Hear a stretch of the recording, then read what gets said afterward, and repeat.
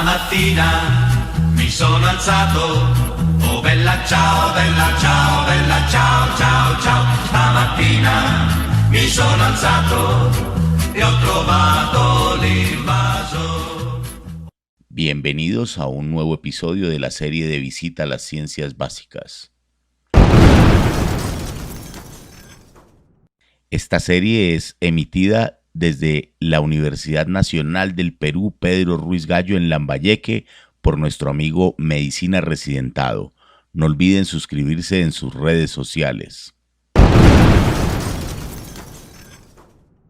Hoy, el episodio 12 de la serie, aspectos básicos de la presión arterial y el sistema renina-angiotensina.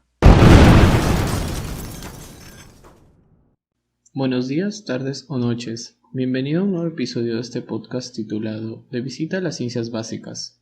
Espero disfrutes mucho este episodio destinado a revisar los aspectos básicos de la presión arterial y el sistema renina-angiotensina. Para empezar a hablar sobre este tema, tenemos que describir a los vasos sanguíneos. Los vasos sanguíneos pueden ser de 5 tipos: arterias, arteriolas, capilares, péndulas y venas.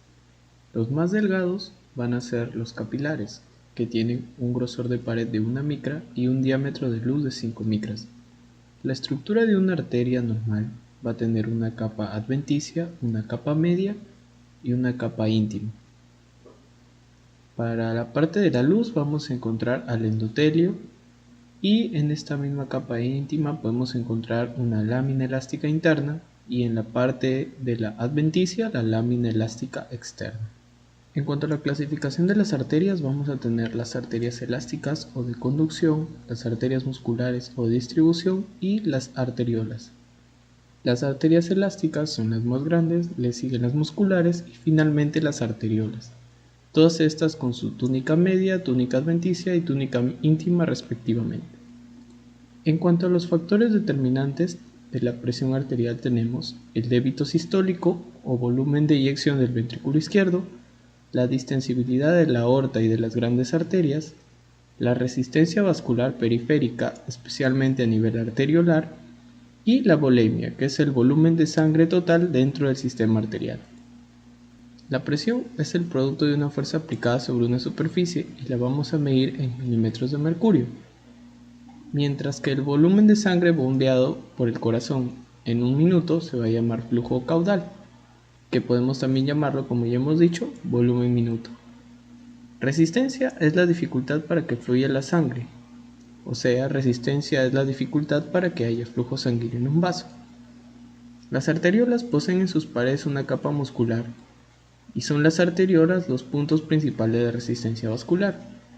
La presión sanguínea se va a producir por la contracción cardíaca y la resistencia vascular a nivel arteriolar, llamada por los médicos de cierto modo resistencia periférica total. En cuanto a la presión sistólica y la presión diastólica, la presión sistólica es la fuerza que ejerce la sangre contra las paredes del vaso que lo contiene en el momento máximo del periodo de eyección. Es decir, la presión sistólica es la fuerza con la que se contrae el corazón. La presión diastólica es la fuerza que ejerce la sangre contra las paredes de las arterias mientras se encuentra cerrada la válvula aorta, lo que representaría toda la diástole dentro de los lechos capilares. Es decir, la presión diastólica es la resistencia de las arterias entre los latidos cardíacos. La presión media. La presión media es definida como el promedio de la presión en las arterias durante un ciclo cardíaco normal. Se considera que una presión arterial media mayor de 60 miligramos de mercurio es suficiente para mantener a todos los órganos de la persona bien perfundidos por sangre. Se calcula sumando 2/3 de la presión diastólica con 1/3 de la presión sistólica. Presión diferencial. La presión diferencial es la diferencia numérica entre la presión arterial sistólica y diastólica. ¿Quiénes van a intervenir en el proceso de control de la presión arterial? Van a ser moléculas como vasoconstrictores y vasodilatadores. Entre las moléculas vasoconstrictoras vamos a tener la noradrenalina y la adrenalina, la vasopresina, la angiotensina y las endotelinas. Y en las moléculas vasodilatadoras vamos a tener al óxido nítrico, las prostaglandinas, los factores hiperpolarizantes endoteliales, la bradicinina, la histamina y el péptido natriurético auricular. Hablemos ahora del endotelio. El endotelio vascular es una monocapa de células planas de origen mesodérmico. Es el revestimiento interior de los vasos sanguíneos y de los vasos linfáticos. Se va a encargar de controlar funciones como la fluidez de la sangre, la agregación plaquetaria y el tono vascular. El endotelio en la regulación del tono vascular actúa como un tejido paracrino. Va a producir numerosas sustancias que afectan directamente el estado de relajación y contracción de todo el músculo liso adyacente, y va a sintetizar sustancias vasodilatadoras y vasoconstrictoras. En cuanto al tono vasomotor, va a producir vasodilatadores, que ya hemos mencionado, óxido nítrico, prostacyclina, y vasoconstrictores, la endotelina, prostaglandinas y angiotensina.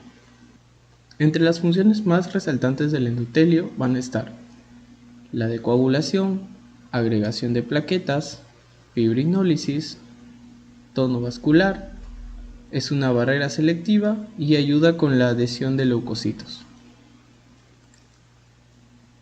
Los factores vasodilatadores, nuevamente los vamos a mencionar, son el óxido nítrico, la prostaglandinas 2 y el factor hiperpolarizante derivado del endotelio. Los factores vasoconstrictores, la prostaglandina H2, la endotelina 1, el tromboxano A2 y los aniones superóxido. El sistema de control de la presión arterial más conocido es el sistema de renina-angiotensina.